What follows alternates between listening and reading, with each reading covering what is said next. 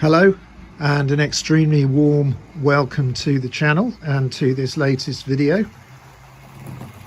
Now if you're a regular viewer you'll see that I'm back up at the main layout. Now if you're new, this is a vintage Triang Super 4 base layout, so we're looking at track from the 1960s through to the very early 1970s. And most of the objects on the layout are either Triang, Hornby, Hornby 00 or Wren. Now, it's been some time since I've been up here, so I was met with a bit of a mess when I came up into the loft. And look away if you're easily shocked, but this photo I'm putting over the top of the video track was, well, I was sad to see this when I came up. So a little bird must have got in here at some point.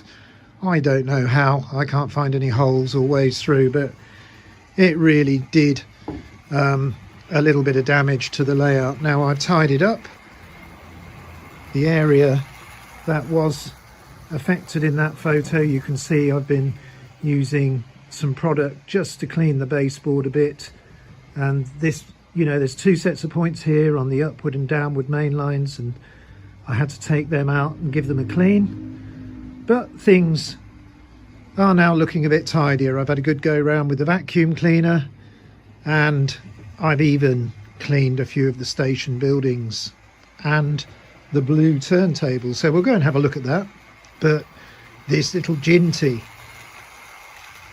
now this is R 058, I think, RS. It's a beautiful little Triang Hornby Ginty, and it's pulling the track cleaning wagon. Now that's R344. So yes, I cleaned this blue turntable, so that's looking, well, I think it's blue. I think it's a sort of pale blue, but it might be grey. And the engine sheds, and I've been all round this part of the layout hoovering up and cleaning, and I've found a few jobs to do. So apart from the points which I had to clean, look at this Hornby 00 class 20. I went to move it, and I don't know whether you can see, but the traction tyre has dissolved and stuck to the track. So before I can run this model again, I've got to change those traction tyres out. So probably a lesson to me for leaving it on the layout. I should have put it back in the box. But either way, I think if the tyre's gone soft, it's near the end of its life.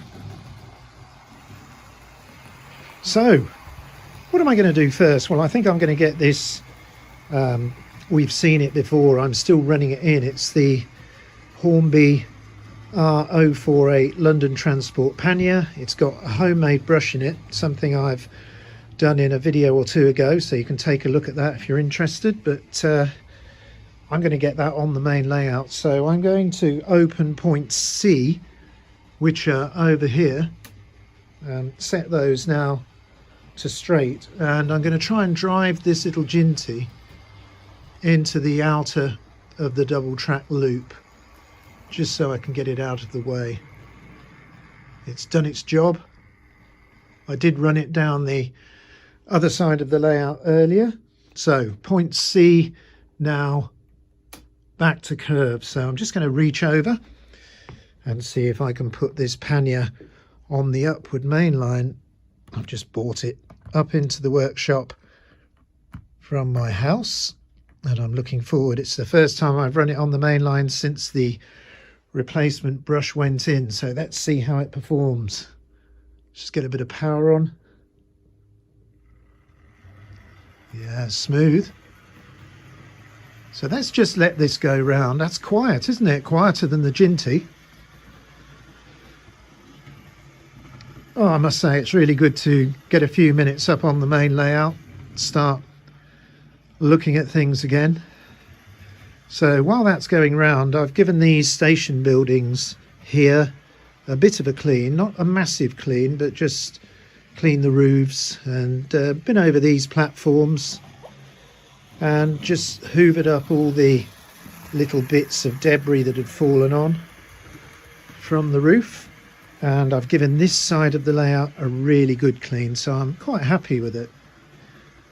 And if I stand back a bit, you can get an idea of the size of the layout. It's about 8 feet by just over 16 feet, and this layout is based on track plan 17, I think, from the 3rd and 4th edition of the Triang Hornby track plans. Now I'm just going to take some power out of the pannier because I want to get it past points G.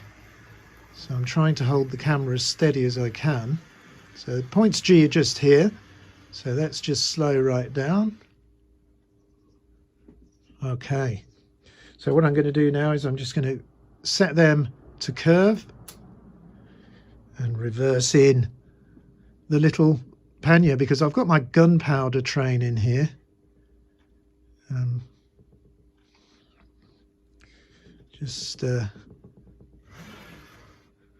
don't know what I'm doing with the controller at the moment. Hold on. Oh, that's better.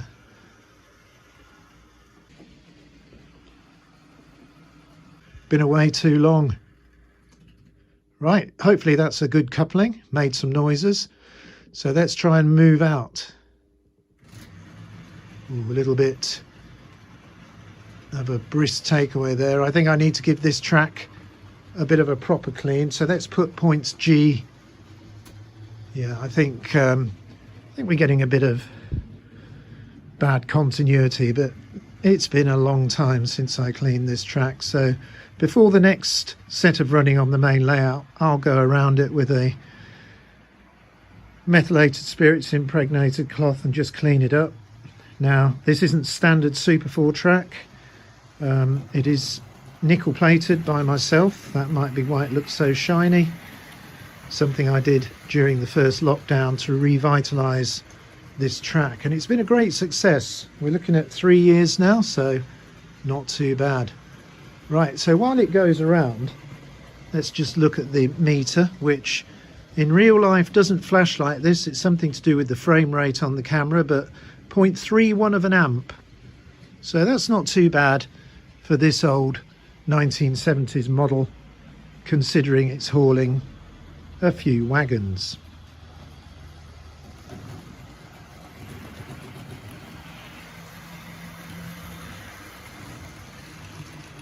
Really pleased with that. That's going up.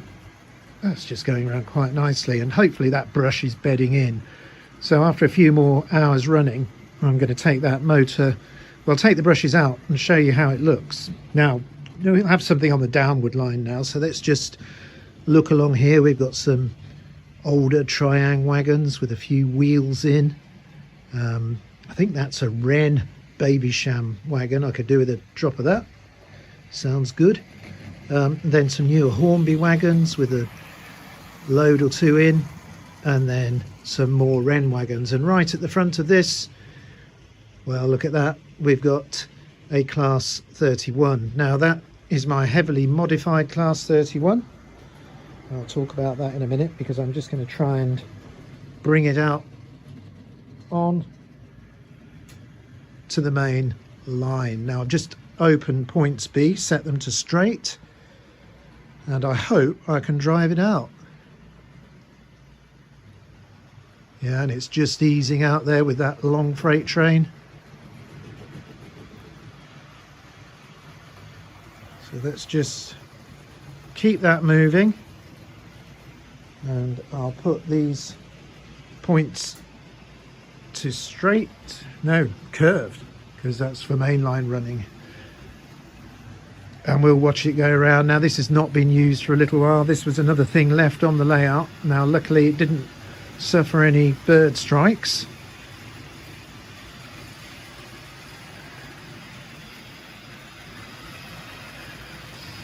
So this has got a modified bogie in it that contains ball bearings and a 5-pole armature, and it's just a powerhouse. Lots of lovely torque, and it pulls a long rake of wagons very nicely. You can see already it's speeding up a bit though. So I think I'll just get to the controller and ease that down just a fraction.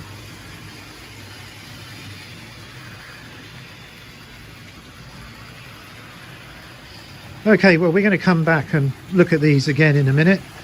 It's not going to be the longest video, I'm still getting back into it, but I'm looking to bring you more content, and running is part of that. But let's just go and have a look at what will be coming up next week. So I'm just going to go over to the test track table and show you a couple of items I've got that I'm going to be getting out and showing you in more detail in next week's video.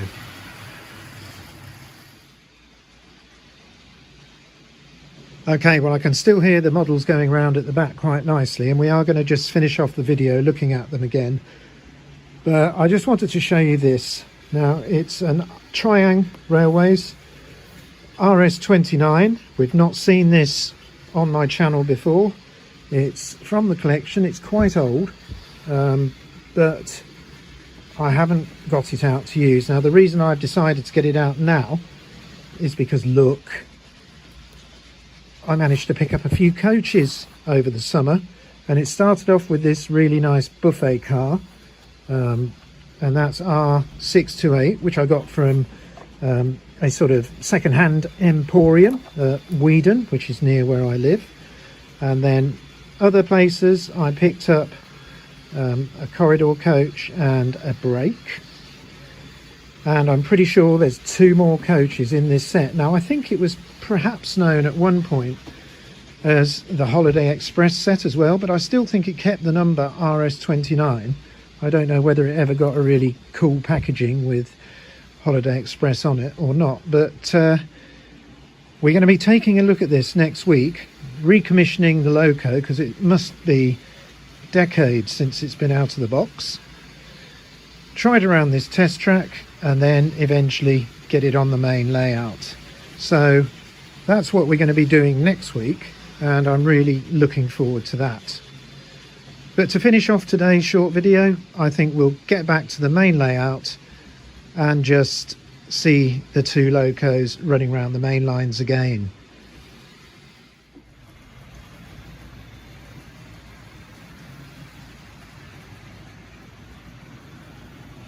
Okay, well, I hope you like the look of that excellent RS29 set. I can't wait to get it out and see what we've got in the box properly. I mean, there will be Super 4 track in there, probably an uncoupling ramp and a power clip, and a couple of coaches, and the lovely black loco. Well, I'm having a great amount of fun just running these 2 trains. Looking forward to getting some different items back out on the main layout. But today's been great because I've got it all cleaned up and recommissioned, and now hopefully I'll get a bit more inspiration to spend spare time up here doing interesting railway stuff. Now look at this.